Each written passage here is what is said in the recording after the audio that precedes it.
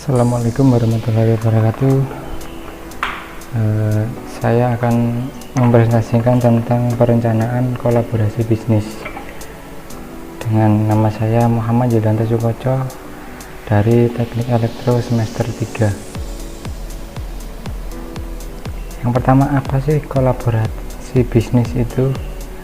Kolaborasi bisnis merupakan kerjasama atau working together untuk mencapai tujuan yang sebagaimana yang diinginkan individu, kelompok, lembaga, atau organisasi untuk menghasilkan suatu keluaran yang bermakna dan berkelanjutan. Apa sajakah faktor kunci kolaborasi bisnis? Yang pertama ada teknologi. Karena kita sudah memasuki dunia digital, sehingga jika tidak mulai teknologi maka kita akan sangat sulit untuk bersaing. Yang selanjutnya ada koneksi pasar. Koneksi pasar bertujuan untuk agar pemasaran produk yang kita miliki bisa lebih tepat sasaran.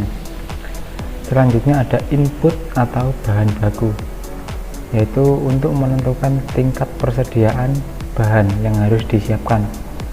Selanjutnya ada konsultasi. Suatu usaha harus dikonsultasikan dengan ahlinya agar kolaborasi yang diinginkan dapat saling menguntungkan untuk kedua belah pihak. Selanjutnya adalah skill. Pentingnya skill dalam kolaborasi bisnis adalah sebagai penyeimbang agar salah satu pihak tidak ada yang merugi. Selanjutnya adalah pembiayaan atau modal, yang merupakan faktor utama dalam kolaborasi agar perusahaan bisa berjalan dengan baik. Selanjutnya adalah pola-pola kolaborasi. Yang pertama ada afiliasi, joint operation, franchise, joint venture, akuisisi, aliansi strategi, dan lisensi.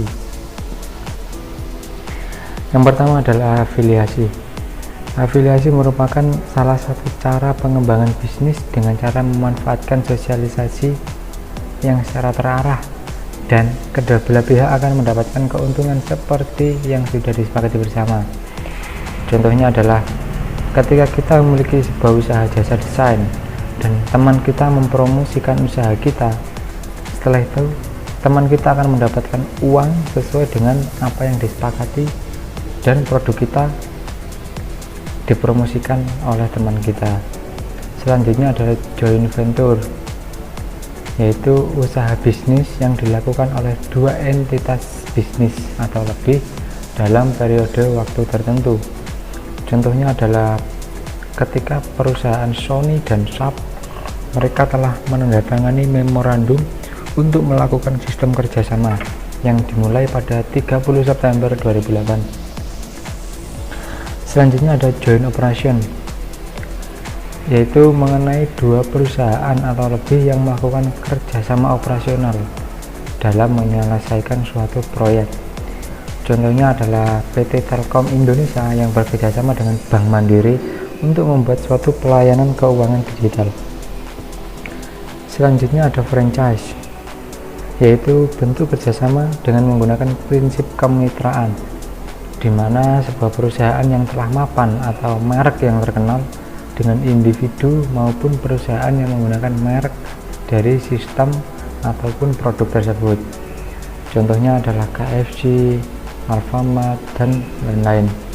Jadi ketiga brand tersebut sudah memiliki nama yang besar.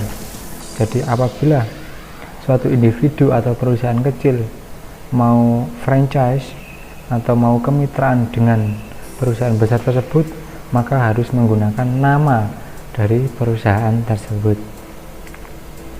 Selanjutnya ada akuisisi. Akuisisi merupakan pengambil alihan suatu kepemilikan dari perusahaan oleh perusahaan lainnya. Pengambil alihan itu dapat berupa saham ataupun aset. Contohnya Microsoft yang mengakuisisi LinkedIn. Microsoft memberi perusahaan pencarian kerja tersebut dengan nilai 25,3 miliar dolar Amerika pada tahun 2016.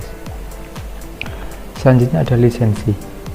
Lisensi adalah sebuah bentuk pemberian izin untuk memanfaatkan hak atas kekayaan intelektual dengan maksud supaya penerima dapat melakukan kegiatan usaha atau produksi produk tertentu dengan menggunakan hak atas kekayaan intelektual yang dilisensikan tersebut.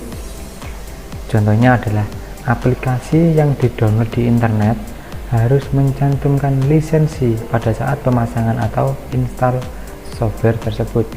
Jadi kalau kita download aplikasi dari PC atau dari handphone, maka sebelum kita menginstal, maka kita akan mencantumkan nomor lisensi dari perusahaan atau software tersebut. Selanjutnya ada aliansi strategis. Aliansi strategis adalah penggabungan dari dua atau lebih kelompok menjadi satu dengan tujuan agar dapat mencapai tujuan masing-masing dengan lebih baik, karena dengan adanya kerjasama yang saling menguntungkan. Contohnya adalah bergabungnya Bajaj dengan Kawasaki dalam pemasaran motor Kawasaki Bajaj Pulsar 200 NS. Aliansi ini dilakukan atas dasar keuntungan masing-masing perusahaan. Jadi Bajajnya juga mendapat keuntungan, dari pihak Kawasaki juga mendapatkan keuntungan. Selanjutnya ada pilihan sistem kolaborasi. Yang pertama ada kolaborasi kontrak, yaitu di dalam kontrak Anda bisa menuliskan apa saja yang telah disepakati dan ada sanksi jika salah satu pihak melanggar kontrak. Bukan hanya pembuat kontrak untuk mengelola risiko ini, Anda juga harus memahami isi dalam kontrak tersebut dan menandatangani kontrak tersebut. Jadi dalam kolaborasi kontrak ini kegiatan kita sudah ada dalam suatu aturan, jadi kita tidak boleh keluar dari aturan tersebut. Jika kita keluar dari aturan yang ada, maka kita akan mendapatkan sanksi yang telah disepakati. Selanjutnya ada kolaborasi non kontrak, yaitu kolaborasi yang tidak ada kejelasan terhadap apa yang telah disepakati oleh para pihak, tidak ada peraturan yang mengikat, dan kontrol terhadap kedua pihak kurang maksimal. Jadi dalam kolaborasi non kontrak ada kelemahan juga ada kelebihan. Kelebihannya adalah kita leluasa, kegiatan perusahaan kita tidak ada yang memikat, kita tidak tergantung pada suatu peraturan. Tetapi kelemahannya adalah tidak ada kontrol. Jadi apabila kita melakukan kolaborasi dengan suatu perusahaan atau suatu individu, kontrolnya itu kurang. Jadi kegiatan semena-mena itu bisa terjadi. Oke, terima kasih. Sekian presentasi dari saya. Apabila kurang lebih mohon maaf. Wassalamualaikum warahmatullahi wabarakatuh. Apabila ada yang kurang dimengerti atau yang ingin dipahami lebih lanjut, bisa tulis di kolom komentar. Oke, terima kasih.